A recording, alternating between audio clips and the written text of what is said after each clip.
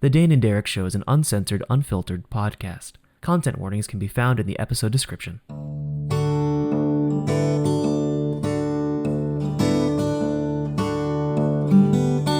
Hey everybody, welcome back to Dane and Derek. My name is Derek.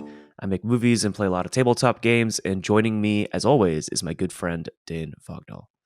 Hey, I'm Dane. I write, I love music and tabletop RPGs.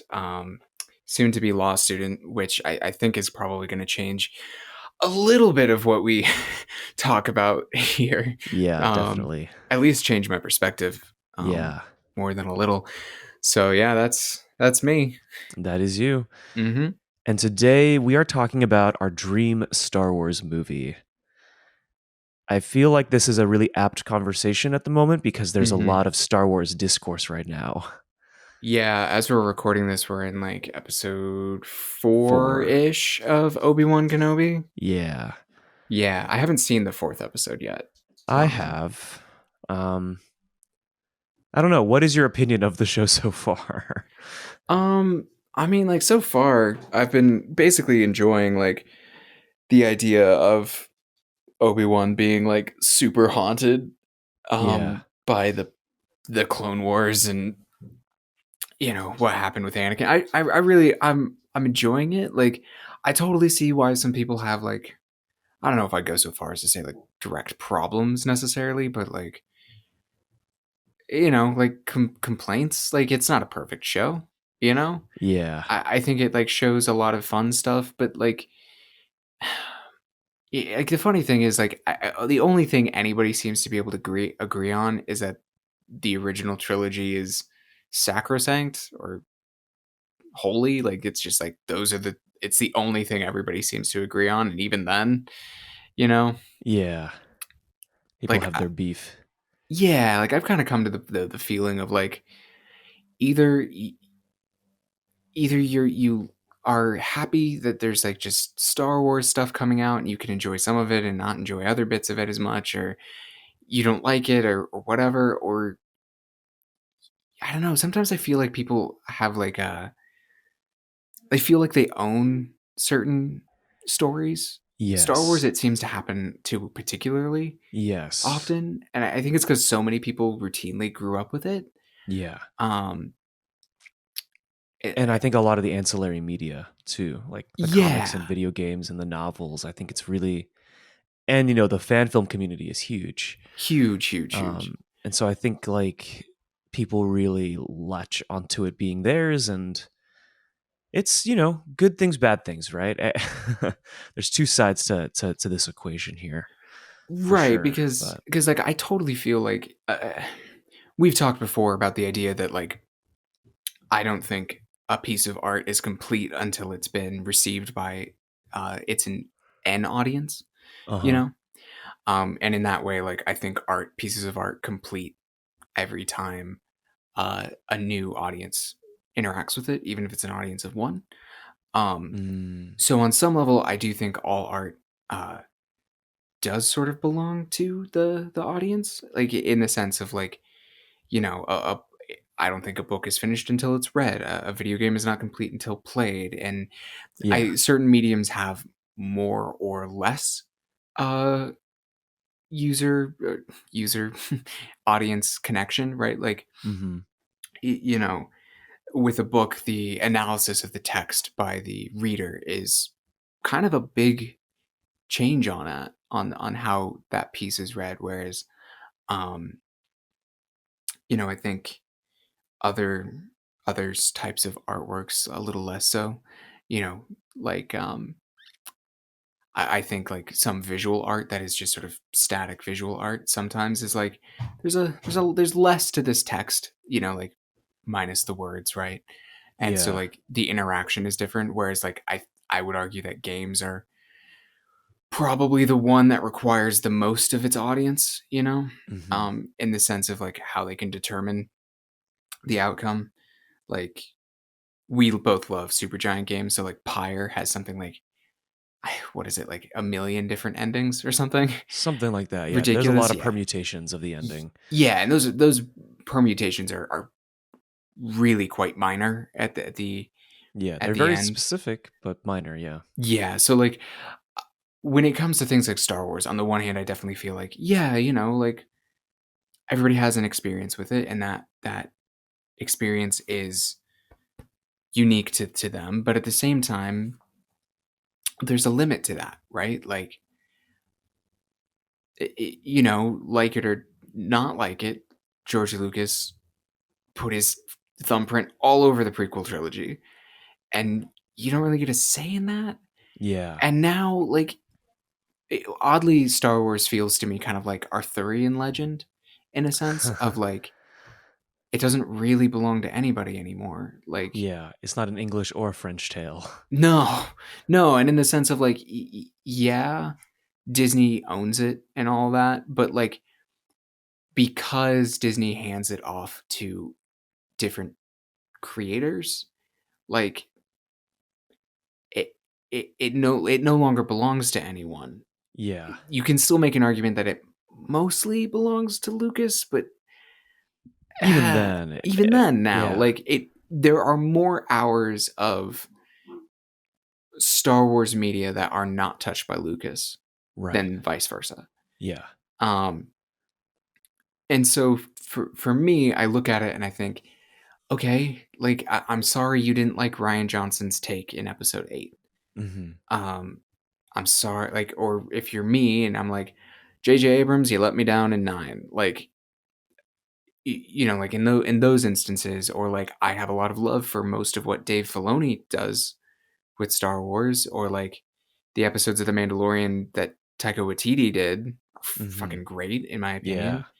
And so like what I'm interested in at this point with Star Wars is not some like perfection of like it is all perfect and it all works together in harmony. And I'm more like, I want to see what someone has to do with it. You Yeah. know, I want Yeah. to see the Taika Waititi Star Wars movie. I really, really do.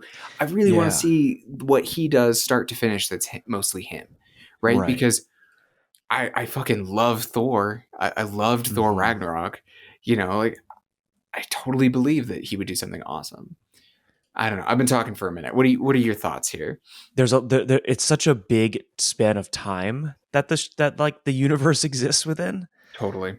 and we always seem to come back to this one specific period of time that, while very interesting, has been probably overplayed for a long Yeah. time now. Yeah. It's like what, like the It's basically like the 70-ish years? yeah, 70-ish years during, starting with like right before the Clone Wars, in between episodes 3 and 4, and then post episode 6. Right. And it's like, okay, if that's all where this kind of exists in, that's kind of rough. I know that they're doing a new show set like 300 years before all of that. Acolyte, Um I believe. yeah, yeah, the Acolyte. Yeah. Yeah, during the High Republic, which is like they're kind of new, like I guess like pilot testing, like they're doing all those new comics and novels. I've been reading some of the comics Mhm. actually. Are they good? They're interesting is what I'll say. Is Okay. like they're not super gripping yet, Yeah. but they're interesting. Like there's one that's like kind of like what I would describe as like this is just a Star Wars story, and they're basically against like some like the Nil, which are some like weird uh kind of Viking-esque space race. They kind of remind me of the Reavers from Firefly, actually. Oh, interesting. Super interesting. So like that's kind of cool. And the Jedi feel much more like knights in a interesting way. And then there's Okay. another one that's very much a noir story. And I'm like, Mm, this is dope. I don't super dig the characters yet or anything, but like this is super cool that you're doing this like rad like on the streets of Coruscant mystery with like a Jedi investigator and his partner who's like been put in by the Supreme Chancellor, who she's also like a lounge singer. Like it's super cool. Like I'm like that's the thing I'm interested in. Is like, yeah, do something weird. yeah, I remember when they were talking about Star Wars Underworld. Do you remember that show back in the day? Yeah, yeah, I remember mentions of that. Yeah, it was like, a show about like a bounty hunter and his like sidekick going around in the underbelly of the world, kind of Yeah. exploring and all that. Um, I think like Lucas had outlined like 50 episodes or written the scripts for 50 episodes, some wild number of Something, things. yeah. But yeah, I think it's like I feel like there's kind of two camps in terms of like Star Wars movies I want to see, right? Hmm. Like there's Jedi movies and then there's non-Jedi movies. Fair enough. Yeah. And I feel like that also is a great way to kind of divide like the fan base and the fan film base. You know what I mean? Like there's Uh a huh. lot of fan films that make stories about like X-wing pilots or stormtroopers or rebels, right? Hmm. Or various bounty hunters. And then there's the fan base that like really loves Jedi's. I would say Yeah. I'm definitely in the Jedi camp. And Same. to that end, right, it's like I think what I always look for is um, there's a lot of interesting, I think, philosophy in these Star Wars films that I'd like to see. Um, Yeah. those Yeah. boundaries of like morality, right? Like I think that's probably why like a film noir Jedi, you know, mystery sounds interesting because it's like you're really playing into that morality that Jedi's have to carry. Um, but at the same time, right? Like a lot of people love Rogue One. Hmm. And I think that Rogue One sets a really great template for like a non-Jedi piece. Even Mandalorian as well, right? Like Yeah. I liked both of those for similar reasons. Like they set a very different tone. yeah. One thing I always thought was super interesting about Rogue One in particular was the fact that in Rogue One there are people who are adherents to the Force as a religion. Yeah. And one of them is so faithful that he does like weird stuff that like we feel like, oh, that might be, maybe he's touching the Force a little bit, Yeah. right? And then later on, right at the end of Rogue One, we see Vader do some shit, and we're like, oh, no, no, no, no, no. Like, no, that is not the Force. Like, he is not using it, you Yeah. know? Which I thought was like fascinating from like the person who loves the Jedi. So, like, Rogue One felt much more like a war story. And Mandalorian early on, even with Baby Yoda and all that, um, still has a very like just bounty hunting and getting into trouble because the Yeah. galaxy's tough, which is Yeah. fascinating. It's Hmm. still in that time period, though. It is, unfortunately. But Yeah, at least it's like in a time period because it's what? It's after episode 6 but before the sequels, which much less explored than yeah. like there was a while where the gap between 3 and 4 felt really unexplored. But at Yeah. this point, I'm like, no, that's It's pretty it's explored. it's getting pretty explored. And I don't know, like I think about like things that excite me in like the Star Wars, the realm of Star Wars is like I'm very interested in like ancient shit. You Yes. know, like have you ever read the Dr. Aphra comics? No. So Dr. Aphra it takes place in like the rebellion era, basically. But she's like an archaeologist. Oh. She's like a scummier version of Indiana Jones, Right. but in Star Wars. So she like investigates like Jedi and Sith ancient stuff all the time. Yeah. Um, and so it's like a super interesting perspective. And it's also tied in with all like the underbelly, like smugglers, bounty hunters, that whole side of it. So that's super fascinating. And every once in a while they tie in her with like Luke, or they'll tie her in with like stuff that's happening in the High Republic. Mhm. And I'm like, that's fascinating. That's really fascinating. But I want to go further back than the High Republic personally. Same. Um, Yeah. like there are two things that I would want. So like kind of getting into like dream Star Wars movies for me. Yeah. Um, kind of getting around to like the specifics of the topic is I would want either a Jedi versus Sith, like knights, like really just like their war Mm. movie, like because like most of our understanding of like the Jedi and Sith is at a very small scale. Like we're following like a couple, and the conflicts are not directly between the Force wielders. Like they are, but kind of at a high level. Like in the prequels, like it's like there's like one Sith that will fight the Jedi, and then Palpatine's doing machinations in the background. Right. Um, but like maybe the best shot from Attack of the Clones is when all the Jedi are running through the Colosseum. Yeah. That's a fucking cool scene. I want that scene, but then a bunch of like you cut away to the other side, and like it's a bunch of Sith. Like I want like the Lord of the Rings style, like where Yeah, like like the old Republic era Jedi Sith Wars. yeah, but like go real low on the blasters. Like I want a story about one planet that is being contested by the Jedi and Mm, Sith. And like their war is their war. It's not like there's no like beginnings of the Republic or some other group that are like bringing blasters to it and giving them tons of soldiers. It's like no, it's just them fighting it out on this one planet. oh, Um, that's actually really great because it's like, yeah, bringing it back to like, like films like Braveheart or like Camelot or Excalibur, right? yeah, Like, exactly. I would want it to yeah, be very much like Star Wars is like space fantasy. I'd really want it to lean into the fantasy. Like yeah, nobody draws blasters in that movie. If someone pulls a weapon, it's a lightsaber.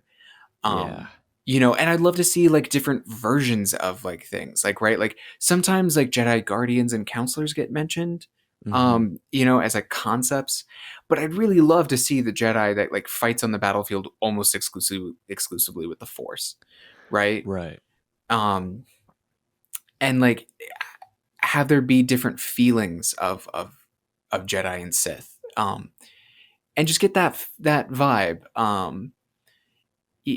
because, and this ties into the other Star Wars movie I'd love to see, um, is like the Jedi are on the light side, but they are still a very violent order, right? yeah, Their symbol is a weapon. Like they claim to very much be about peace, but like your symbol is still a weapon. yeah, Sorry, like there's a limit to that. right, And so like I kind of want to see the Jedi, and this sometimes happens in the High Republic comic, where you see them as like much more of a militaristic group. Um, and so I'd love to see that, and I'd love to see the Sith portrayed as not like just purely mustachio twirling villains, but like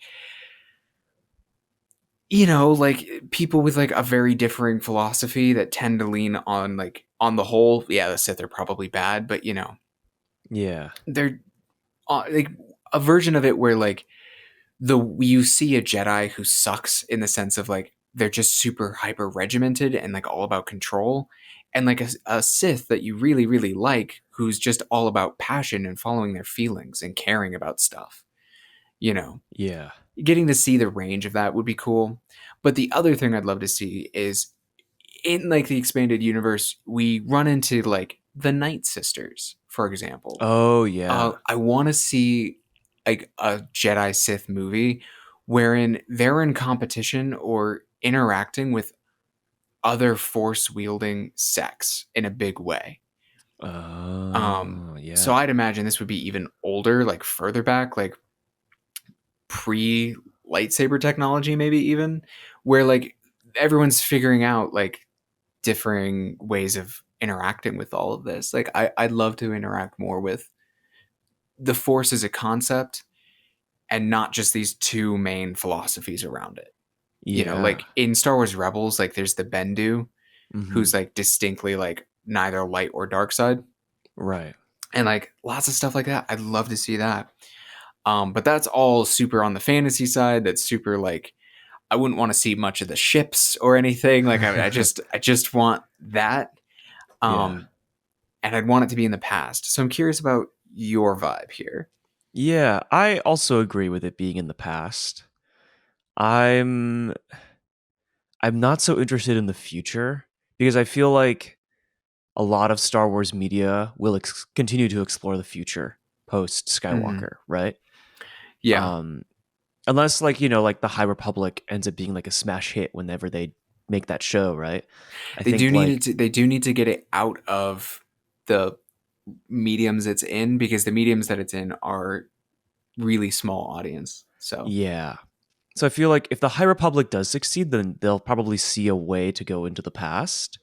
hmm Um Whereas I feel like a lot of the shows and media right now that's kind of dealing with the future, in a lot of ways, they are kind of, you know, it's a lot of fan service. And I think that's really good in a way. hmm Um, you know, say what you will about like the shows, but I think they're answering questions for diehard fans, right? Yeah, Um, that's what Boba Fett is. That's what Kenobi is. yeah, Mandalorian even. The Um, Mandalorian does, on the whole, yeah. yeah, and so I think a lot about how, yeah, of course, everybody loves like the like I think like a great setting and time period is of course the Old Republic. Everybody loves the Old Republic, Right. One quick but thing, I just had like a crazy idea, and I just oh want to yeah, hear it. It's just like a two go word for it. pitch, or like not a two word. Okay, it's just like a one sentence pitch. Um, a Jedi who is also a Witcher, who goes to like planets and like deals with problems for people. Yeah, Um, see that's interesting to me, right? Because like a it's like monster hunting Jedi. yeah, because now because like okay, so like I've had an idea for a fan film, not really in that vein, but in a Hmm. similar idea with like, like Jedi go out into the galaxy to go like on quests, basically on Yeah. missions to like distant planets that don't really have people or things or have people, but like one of the best quests in like Star Wars: Knights of the Old Republic is like the Kryat Dragon quest, right, Yep, on that's a cool Tatooine, one. and I Yeah. think like yeah, like a Jedi going off onto different planets to go like slay different monsters. Yeah, being a Witcher would be pretty sick. You could build a whole. You do. It has all the things that make a good Star Wars movie: a cool ship that they can fly on, a Hmm. freaking sick lightsaber, a Jedi with a very distinct code. I think is Right. interesting They don't even because necessarily need to be like a quote unquote proper Jedi, right? They could be someone no, who left the Order and yeah, now they're bounty hunting, and this is what it looks like to be a force wielding bounty hunter with a lightsaber, or exactly. could be a like gray Jedi style other organization, right? Like Yes. there's a lot of potential there. I'd say. Sorry, keep going. I No, completely yeah. I mean, like, that gray thought Jedi's are an popped. interesting thing to me. Yeah, Like, I think Qui-Gon Jinn is, of course, really underrated as a Su- Jedi. yeah, but very Um, popular. Has a fan base. yeah. And I think, like, that whole concept, the concept of the Force being very complicated and the light side versus dark side being very complicated. Like, Yeah. I've written a few fan films in my time, and I wrote one film about specifically like kind of on like your Indiana Jones vibe, but like a Jedi historian or librarian going out on missions to like collect holocrons is really interesting to me because Hmm. what they're doing, in the act of preserving knowledge can be seen as both light and dark, right? Right. And I think that that's really interesting to me to like have a Jedi who is on the run from both Jedi and Sith because they're trying to preserve both Jedi and Sith knowledge. But both Jedi and Sith are trying to erase that knowledge, right? I think that Hmm. that's a really interesting concept to me. Jedi, basically anything in the Jedi, like Sentinel, like Sentinel, Guardian, or not Guardian, Sentinel, or Temple Guard kind of route is interesting Hmm. to me. Um, everyone loves a gold lightsaber. It's why it's at Yeah. the end of Rise of Skywalker. Yeah. I But I the will other admit. thing that also interests me is like the wills itself, like the living essence of the Force, and Right. the sort of like trial of the Jedi, like becoming a Jedi, building a lightsaber. That process is really interesting to me. Yeah, I definitely I sometimes like it's very hard to like dig into that stuff um in a film because there's not a lot of time Yeah, for it. there's definitely not enough time. It's where like a And series would be great. right, and then like the series that have run the longest being Rebels and Clone Wars, neither were good vehicles for exploring the Jedi as like an organization. Yeah, Beat with the Clone Wars being kind of about their degradation and um also them on the battlefield, and also being very much about the clones and certain Jedi in particular. And then Rebels being like the order's broken, so we're gonna do this in a janky ass way instead. right. Um, Something that I would love is to better understand, like you were saying, like the ins and outs of the Jedi. Like it's a complicated and old enough group that there would be tons of rules that we don't understand, and Yeah, rituals and like rules and interpretations and of the rules. classifications, like you saying, Yes, like that was one of the things that the Old Republic game was super cool about. Like they're like, here's the concept of guardians and consulars and sentinels. They have different roles within the Jedi. They do different things. Typically, they wield lightsabers of these colors to sort of signify like these things are super cool, right? right. Um, and so like I'd love to have more time to like dig into that stuff. And it is why I'm sort of hopeful about the Acolyte show as like a concept, because I'm like, love to know more about the Sith too in the same way. Because Yeah. like the rule of two concept of like there's always a master and Ugh. apprentice. On the one hand, super cool. It's very Yes. schemy. It's kind of like it feels like that like a clever move for them to have like snuck in and all that stuff. But at the same time, it does leave the Sith feeling like, yeah, this is not really an organization. This is not a No. religion anymore. It's There's it's just all that Zara Kun like yeah, it's post like Zarkun kind of like philosophy that I feel like is really interesting and like really adheres to some of the like the more I would guess like sinister side of the Sith order. But prior to that, right, like the Sith also had like an academy, just like the Jedi, you know? right. And I'm far more fascinated in that because like here's the interesting thing about like the rise of Skywalker. Oddly, is on Exegol. There's like a bunch of cultists there, and I'm like, what the fuck is this? What is this? Like, tell me about this. How are you have all of these people? Yeah, I desperately wanted to know, and right. I was like, and this movie also just is absolutely the wrong vehicle for it. A film is the wrong vehicle for it, but also this film is a bad vehicle for this. Yeah, yeah, But I was like, I was sitting there and I'm like thinking, this is fascinating. Or like the Knights of Ren as a concept, very cool. There was a yes. comic that fleshed them out, because it was mostly about Kylo Ren and Luke a little bit. And I was Hmm. like, this is a fascinating dark side order.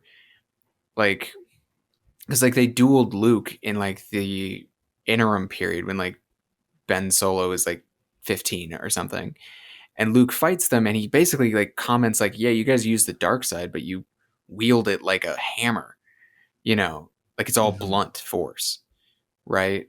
And I thought Yeah, that was like fascinating because I'm like, yeah, there would be different philosophies around using this, right? Like the Night Sisters use it as like magic. Like cast like yeah, fucking spells and shit. And they like raise the dead.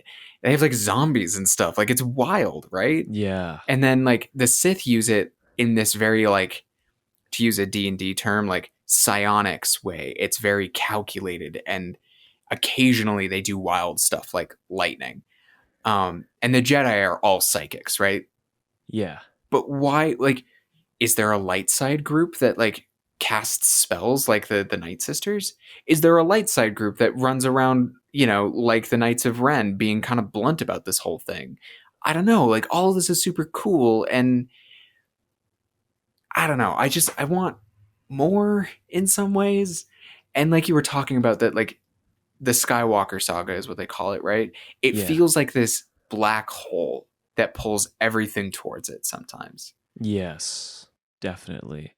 And I guess that's why, like, as much as I like do love Luke Skywalker as a character, and as much as I do enjoy those films, to do something after the Skywalker saga, because the Skywalker saga feels like the end, you know, It kind of does. like to do something after it feels really hard, and You'd have to go so far yeah, in the future it's like you that don't even know what Star again, Wars looks like in the future, right? right? But then again, it's just like the weird thing about Star Wars is there's just some like it doesn't seem like technology ever advances much, Yeah, like, and I'm like, okay, and that's fine. I don't mind that at all. right. And so like for me, I'm like, I look at that and I'm like, okay, so you just go far enough in the future that it's just completely different. And then my feeling is then like, okay, so why be in the future then? The idea of going into the past is to answer some like if you go into the past, you start informing the Skywalker saga in a sense. Yes. And then if you go into the future, to either make it feel like what happened mattered, you either have to then tie it in too much, or you have to go like, or it needs to feel like this is also the real story. Do you know what I mean? Exactly. Yeah, And like exactly. that's the problem, and is that like sometimes it just, and this is why the sequel trilogy sometimes to me feels like where it falters is like I'm afraid to say, but like the first 6 movies are kind of the real story, right? Mm, And like everything else around it is probably never going to be the quote unquote real story. It can be like a really crucial, maybe someone's favorite, but it's not like right. Like interesting. and Yeah. sometimes like the sequels are like, well, didn't the story happen already? Like, and so if you go into the past, you can tell a complete story that is totally disconnected from that. Yeah, And exactly. still it supports what will feel like to the vast majority of people the main story. And even Right. the only story, right? Hmm. If you go into the future, like it feels to me sometimes like, well, how is it supposed to matter? Right? Because is it worse than what happened? Is like I don't know. It's very odd to me, right? Yeah. Like it's like in the same way. Interestingly, I look at like Tolkien's work. There isn't really anything after Return of the King, Yeah. but there's a lot that comes before it. Hmm. Yeah. Um, because it's the end of the story. Yeah. It's the end of the world, right? Like, Yeah. Yeah, exactly. And I think the past too, there's a lot. I think the other thing that I have a take issue with Star Wars is there needs to be more willingness to just do one-offs, you mm-hmm. know? I think like keeping things very contained and very small. To your point about, I think we talked about this on the show about like how do you do like a space show or a space game? And the key is to like, while you can planet hop, the stories on those planets need to be small and Yeah, very personal because the scope of it can get really out of hand very quickly. Um, and so I think like, yeah, like these smaller conflicts, right? Like narrowing it down to a Jedi Sith war on a planet, like that planet could be any number of planets, but wouldn't it be freaking cool if it was like Korriban or something? or Like, Alderaan, or even Alderaan? Yeah, right. Like exactly. all that has to like literally, you could just be like, this takes place on Alderaan forever ago, Yeah, and then everybody's like, yeah, I care a little bit because we know what happens to this planet, and that yeah, informed like suddenly you get to see this beautiful planet and like has all this history and everything happened here and blah blah blah, and then exactly. suddenly it's like cool. That makes what happens in episode 4 way more tragic. Upsetting. Yeah, But you know what it also doesn't do? You didn't have to throw you also don't have to throw someone named Organa in there either, right? For no. that to be it's I feel like that's the thing that like you're talking about. It's like it needs to be contained, and it's definitely important that it's going to support something, but all you have to do is include you just have to set it in the world. That's all you have to Yeah, do. And yeah, suddenly it's going to support everything else, right? exactly, exactly. Like and that's it doesn't need to be more complex than that. Yeah, Um, yeah, exactly. That I think that's the thing, right? It's like I think as fans sometimes where we feel like things become overcomplicated in the media that we get, right? yeah, like And I'll look I, at. Oh, go yeah, ahead. You go ahead. no, no, you go, you go. Oh, like I was like thinking about the Mandalorian. Season 1 is really contained. Yeah, Like it's really contained. And then season 2, because where does season 1 end? season Um, one ends with them leaving the planet right, because after, yes, because yeah, then the dark saber shows up at the end of season 1, yes, which starts opening it up a little bit, right? Like it's like okay, okay, all right.